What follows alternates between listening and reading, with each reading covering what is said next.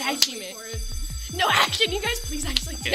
We'll just be like, so. Right. Welcome to the Hauger History Podcast. This is episode 93. There's a reason we do that. It's the Slate off-camera guest. And I'm here with Chloe and Sarah and Mark. How are you all? We're wonderful. Hey. Woo! Absolutely. And we're here to review for an economics final. As you can tell by that joyous exaltation con final. Let's get started before we get off the rails already.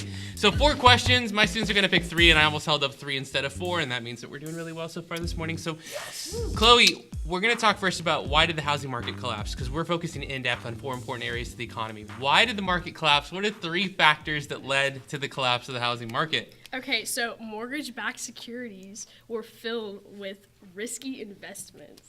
Yeah. It's mystical. and then they sold adjustable rate mortgages. Okay, good. That's 2. Right. Okay. I've kind of And then the estimates of how many people would default was incorrect. Like people would fail. Not That's pay. good. That's solid. Yeah, Solid. So okay. all those 3 things led to instability, people not being sure what they were investing in, and not understanding how many people were going to fail to pay their mortgages. Banks were dumb.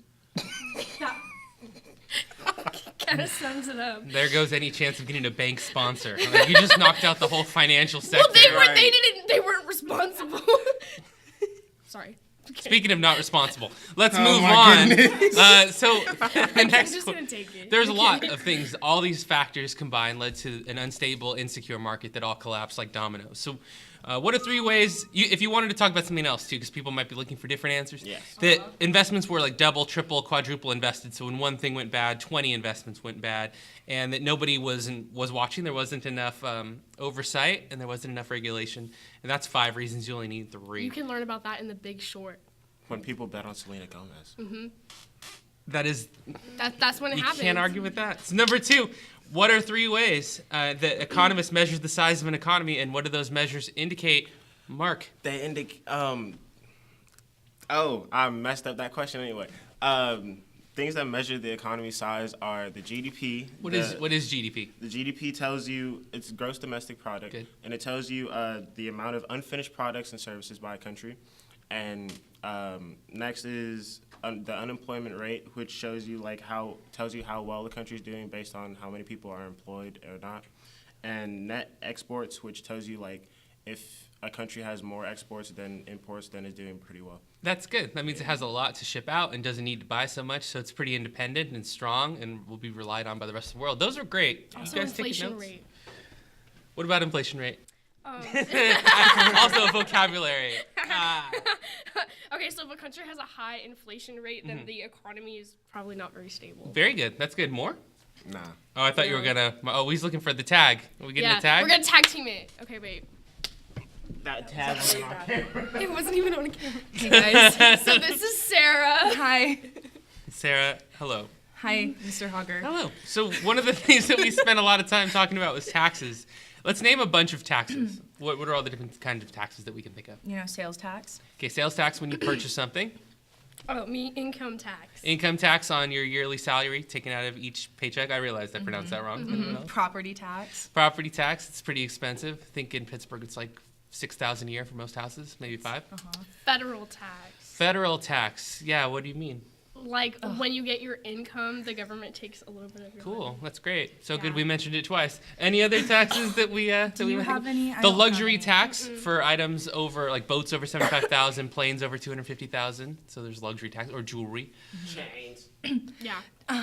Something I know a lot about. And then He pulls out the chain that's underneath his.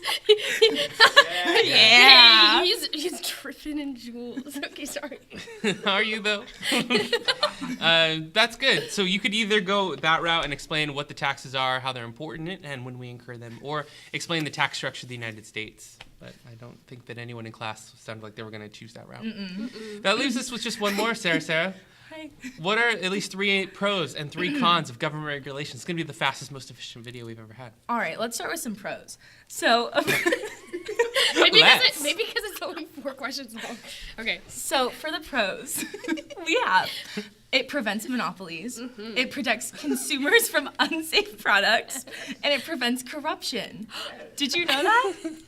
Yes. Yes, it did. Good. It's not like he Yeah. taught it or anything. It could also protect the environment, and protect nature, and it could I also think make that's sure the that same thing. economies don't collapse. You think the environment and nature are the Okay, same they're thing? close enough. All right, let's move on to some cons. You backed off of that pretty quick. Okay, so cons. 3 cons, 3 negatives, Sarah. Cons. It kills jobs, increases prices, and slows down businesses. That was like a proposition ad during the campaign. Yeah. But they're correct. Also, I mean, some people debate whether they want the size of government small or large, and they don't want to be intervened on and have rules regulated on them all the time. It's good. Thank you. Yeah, I think everyone in here is pretty ready. How about you? Are you ready? Come in here, Mark. Well, this is Mr. Hauger's economics class. Welcome Clearly to taking the- this final very seriously and ready to go. Go out and ace your Wait. final. Laughter is no Exactly. enemy to learning. Why do Walt you- Disney. Okay, here's a chance for laughs. Oh, I want each of you to tell me why it's important to learn economics, starting with Chloe. Oh, because Mark. in real life, economics is like a really big part of your everyday life, like tax, and you Uh-huh. have, and then also if you want to I don't know, it's just really important to know, especially if you live in the United States. Okay. All right, I Sarah. think that's so right. I totally agree Speak, with Chloe. sister. We love a sensitive. No, I think economics just really brings us all together. I think that it Just teaches look. us. See? All together. Because We're of all economics. together. It just teaches us, community. It teaches you about life. High school doesn't teach you about taxes, but number 3 was about taxes. Is that we not learned what about it- taxes? okay. Taxes. Are we not in high school? No, high school. They don't teach you about taxes. Nobody's thought about that. Like, we're here for that reason right now. Mark, why do we need to learn economics? Tell the people. Well, if you are going to a business major in college, like I am, you would need to know a little bit of economics so you can understand so much.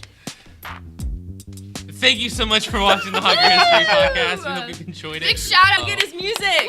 We're in Go look at his edit music mode on now. Spotify. See you on the next edition. Class is dismissed.